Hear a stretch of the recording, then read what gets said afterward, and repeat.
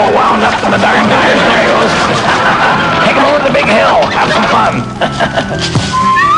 Well, now that was a pretty nice kick, if I do say so myself. Unfortunately, it's now Bill's turn. Yeah. Got the pointed-toed running shoes, which are not that great for this sport, but they're okay for killing bugs in the corner, I suppose. And Bill just had a birthday where he got all these footballs, so he was pretty darn excited. Unfortunately, that one was the cake.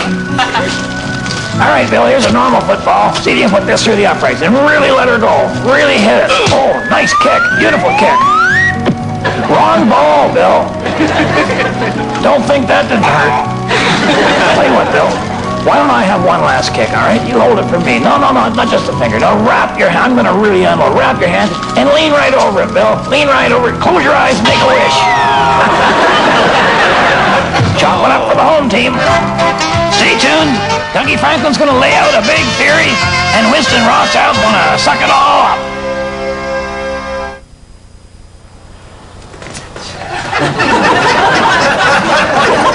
Harold, you missed out on the excitement.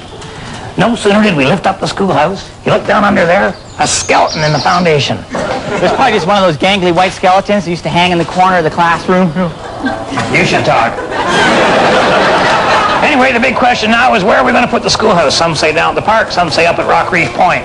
Maybe we could keep it here at the lodge. No, they're afraid we'll wreck it by fixing it up.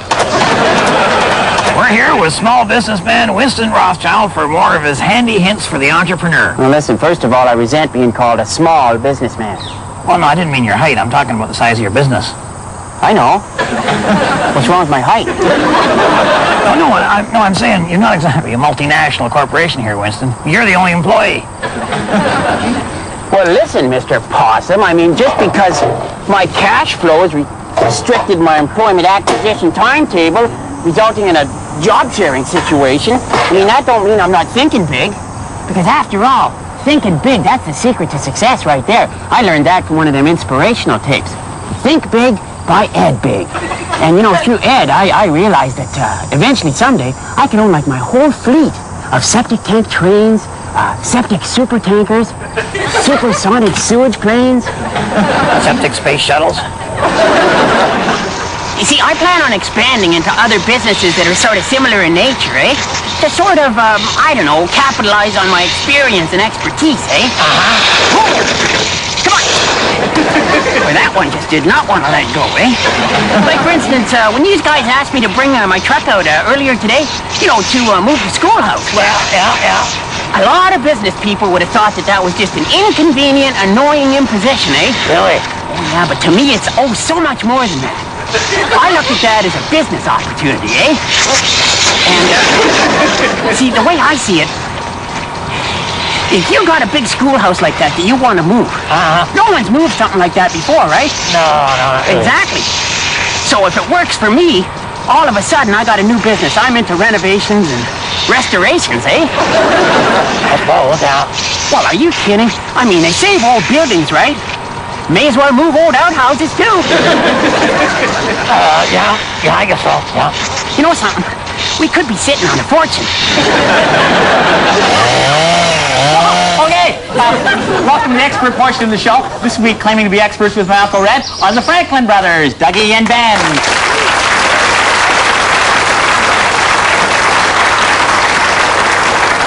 Okay, all right, here's the first question.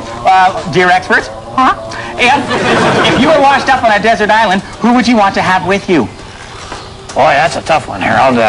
You'd want somebody who was good with survival stuff, you know. Yeah, and had wilderness skills.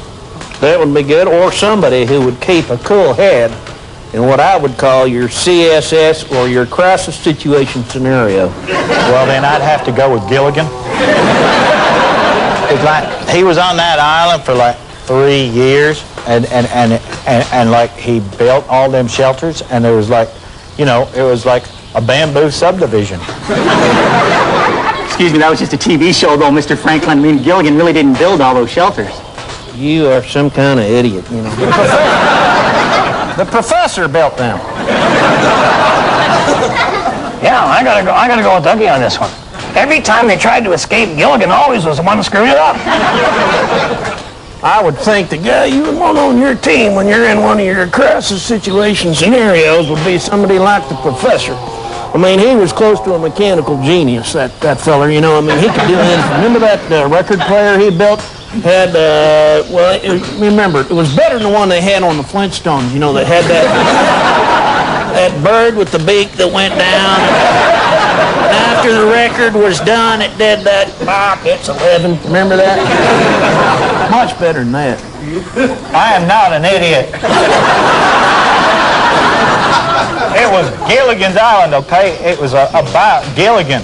He was always coming up with these like crazy plans and everything go wrong, and then everybody would feel sorry for him, and that's what you want in the wilderness, is somebody dumb that you can feel superior to.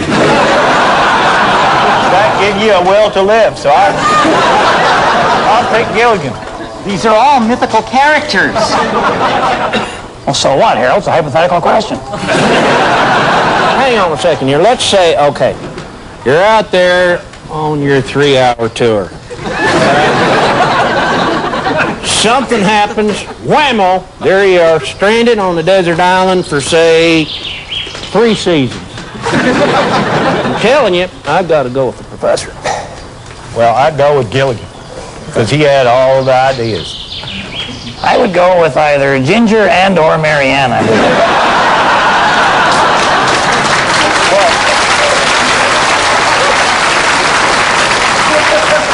That's not fair. I didn't know they were in this. Okay, I'll take Ginger. Mrs. Howell for me, she was good. Wait a sec. Oh, Uncle Red, what about your wife? Wouldn't you take your wife? I'd have Bernice stranded on a desert island for 3 years. I love her too much to put her through that, Harold.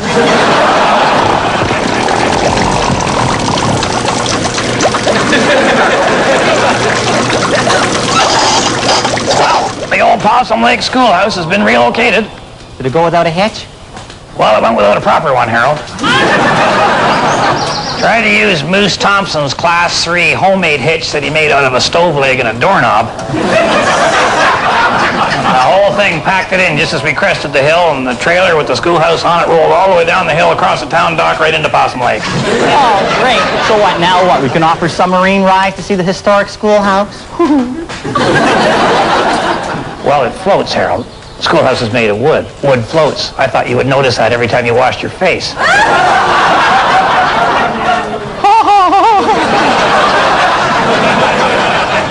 So did you get it out of the lake? No, we're just going to let her drift there, Harold. During the summer, it can be a floating church or a boat school or maybe one of them marinas that comes right up to your dock. And in the winter, we'll just let her freeze in there solid. You got yourself an ice fishing hut where everybody gets their own desk. Meeting time, Uncle Red. Yeah, you go ahead. I'll be down in a while. Well, if my wife is watching, I'll be coming straight home after the meeting, and I have a picture of me sitting behind you in grade 4 at Possum Lake School. That one where I was dipping your pigtail into the inkwell. I know you never forgave me for that, but you'll see by the picture that the pig isn't upset at all. And to the rest of you, thanks so much for watching, and on behalf of myself and Whiz Bang there and the whole gang up here at Possum Lodge, keep your stick on the ice.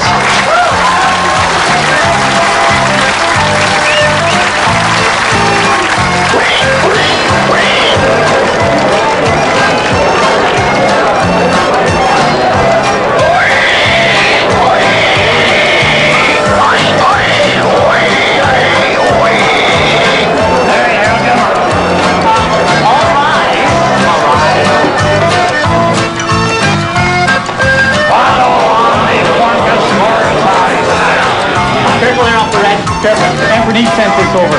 She said that you said you wouldn't touch her cooking with a 10-foot...